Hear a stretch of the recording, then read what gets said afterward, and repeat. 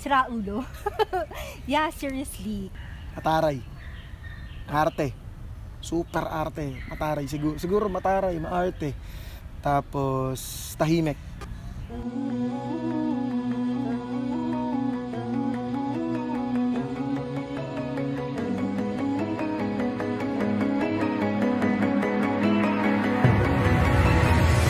Mirror, mirror, mirror on the wall, telling those lies, pointing out your flaws. That isn't who you are. That isn't who you are. Paano kami nag-start ni Aika? Actually, sa sa CGI, sa office. Ang sad story na ito kasi is, yung dapat magkasama kami sa isang account. Of course, sa call center, diba? Dapat isang account. Magkasama dapat kami, kaso natanggal ako. Hindi kami talaga totally close, parang casual lang. As in, magkakilala lang kami kasi we're working on the same company. Yung kuya niya, yun yung ka-wave ko during that time. And then sila yung next wave. Then yun lang. As in, kapatid lang siya ng katrabaho ko, dad. Irreplaceable, unmistakable, incomparable, darling, it's beautiful.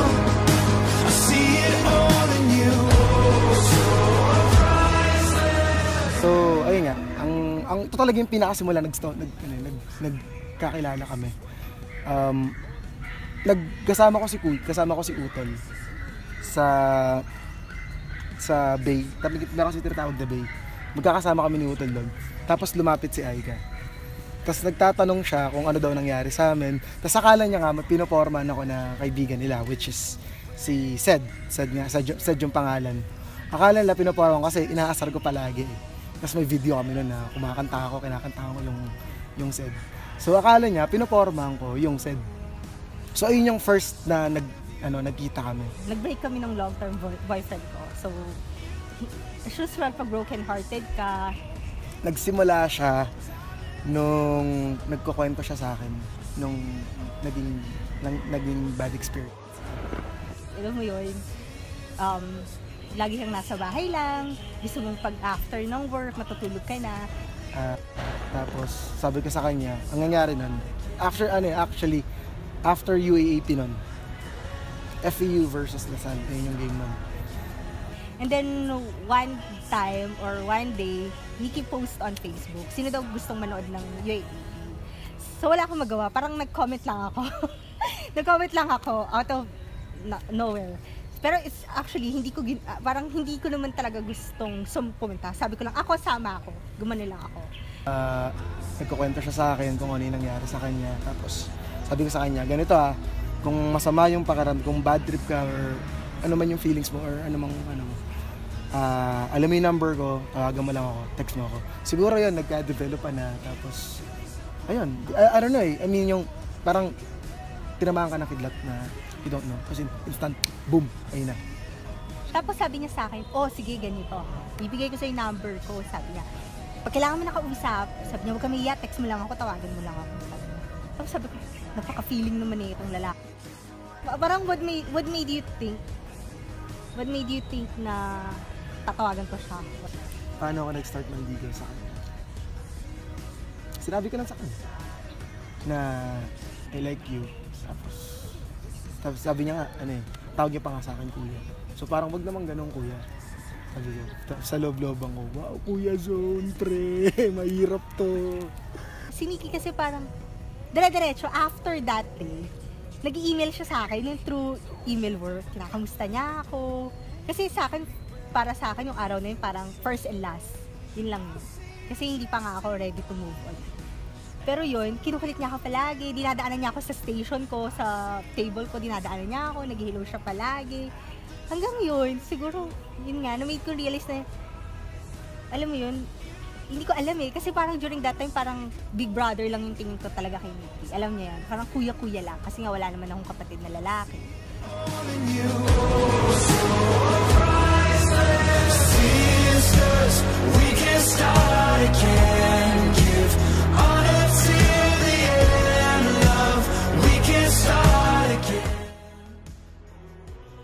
Nagbagyo kami. Meron sa Sobrang ganda ng place. Ayun yung first time, after siguro ilang taon, magmula nung bata ako, nakabalik ako ng Baguio, tapos kasama ko siya. Yung tipong sabay namin tinitignan bumababa yung fog sa bundok. Sobrang napakaganda nun, bumababa yung fog sa bundok. Tapos, yun yung dumating si Papsi. Si Papsi, si Pope Benedict, Pope Benedict doon. Si Pope Francis. Si Pope Francis yung sobrang memorable sa akin ng Baguio. Tapos, pinaka-memorable yung kasama ko siya when she said yes. Na, oo, payag ako maging girlfriend mo. At super memorable nung I'm sure kasama ko yung parents niya. Kasama ko si Paolo, kasama ko si Lee. Yung nag-propose ako na she said yes. For me, happiest every day. Alam mo yun. Kahit nag-aaway kayo, happiest pa din yun. Kasi doon nagaan yung relationship niyo. Doon nag-grow yung relationship niyo. Happiest kasi everyday kahit may mga struggles na nag-aaway kami, si Nikki na dyan yung, sabi ko nga siguro one thing na talagang gusto kay Nikki. Kahit kasalanan ko, siya yung magpapakumbaba. Hindi lilipas ang isang oras. Sabi ko nga, hindi ata kami nag-away ng more than 30 minutes. Kasi, alam mo yun, pag galit ako, kahit hindi naman niya kasalanan, pag wala lang, alam mo yung tantrums, nagalit na ako ng walang dahilan. Alam mo yung gagawa siya ng way para maging okay ang lahat. Kaya for me talaga, happiest moment kami is everyday. Nasabi niya, simula ngayon. Alam mo yung parang sabi ko nga, naalala ko bigla yung, sabi ko, nauna pa kami kila John Lloyd at Bea na sabihin yun, simula bukas, hindi ka nagigising mag-isa. Alam mo yung mga ganun? Kasi ganun na ganun yung word na binatawan sa akin ni Nikki.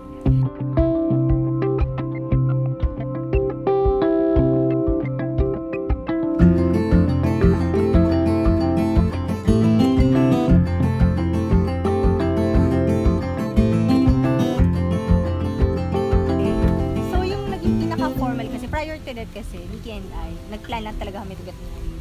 Pero yung pinaka-formal na proposal niya is yung Feb 14. Paano ako nag-propose? Valentine's Day, February 14, 2016. Galing kaming work nun. So ang ginawa niya nun, dinala niya ako sa Dangwa. Tinano niya ako sa mga flowers, baby or flowers. Flowers. Ako naman si flowers yan. Pero deep inside. Siguro a week pa lang nun, kinakausap ko na yung dad. Tapos yung mama niya, sabi ko na, tita, papakasal ako nga sa'yo. Tapos, sige, usap tayo paano yung proposal. Yun nga, pinagplano namin yung proposal. So, yung minute up namin kayo, tapos birthday nga ng daddy niya, sinabi ko, ganito lang, meet up lang natin. So, akala niya wala akong gagawin. Pero deep inside, naka-ready na lahat. Kinausap ko yung master baker, sabi ko yung ring nga na ingat. Tapos yung bago by the end of the day, nakita nyo na nag-propose na. Ayun. As in, lahat tumakbo sa plano ko na kunwari wala siyang alam. So, yung plano namin is pumunta kami sa bahay. Tapos kakain ka, ang alam ko lang talaga, birthday kasi ng daddy. So, alam ko lang talaga, kakain lang kami. Kasi every year, yun talagang ginagawa namin. Parang yun na rin yung Valentine's celebration namin. So, pumunta kami sa bahay. Yun, nagplano kami, aalis kami. Pupunta daw kami ng sa Fairview Terrace, sa Fantasia. Sabi ko, ba't ang layo? Parang ang layo Pero sabi ko, sige. Pero pag sabi ko, ay nakakatawa kasi gusto ko talagang kumain doon dati na. So, yun, pumunta kami doon.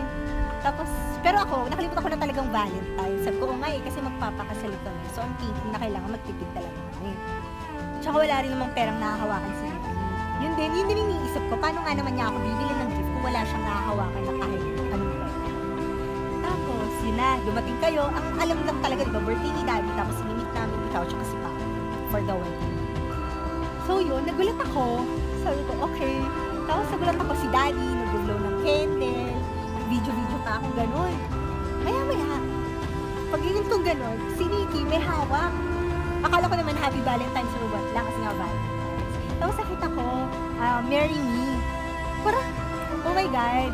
Alam mo yung feeling na something unique and something new na yung taong mag-e-effort pa ulit na mag-propose sa'yo even though, ayan na, di ba? Kasi sure naman na ikakasal kayo kasi nga eto na, nagpaplano na, nakabayad na or what. Pero alam mo, nag-effort pa talaga siya na, alam mo yung something naman na memorable on my part and about sa harap ng parents ko. So yun, nakakatawa lang sobra.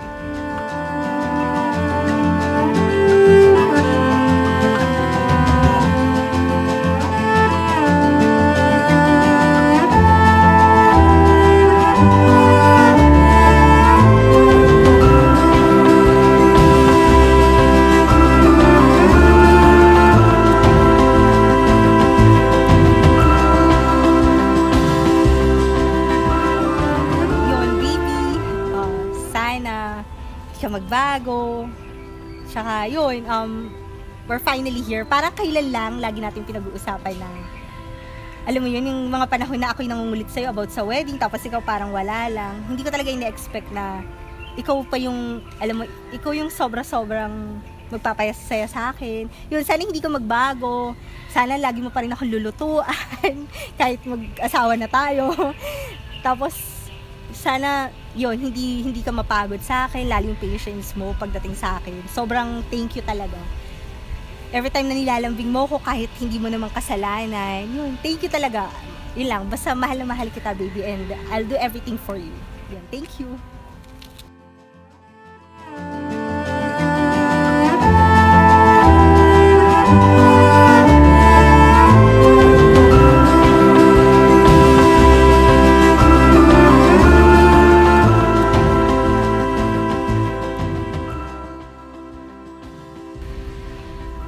Baby, yes, eto na, kakasal na tayo sa wakas after maraming pinagdaanan.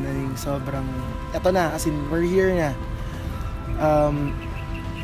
Thank you for accepting me kung sino man ako, kung ano man yung meron ako dati, kung ano yung ginagawa ko. Thank you kasi tinanggap mo yung kung saan ako mahina, in-embrace mo kung saan ako mahina, in-embrace mo kung saan ako malakas. Tsaka, thank you. I mean, I love you so much. Walang Nikki kung walang Aika ngayon. And, ito na, kakasal na tayo. I mean, really, thank you. Maraming salamat. Hindi man ako clingy sa'yo, hindi man ako showy, hindi man ako nagpo-post lang kung ano-ano sa Facebook na ganito tayo. Kasi, hindi ako yun eh. Pero, only thing what I can say to you is I'm very proud of you, and thank you. I mean, more future and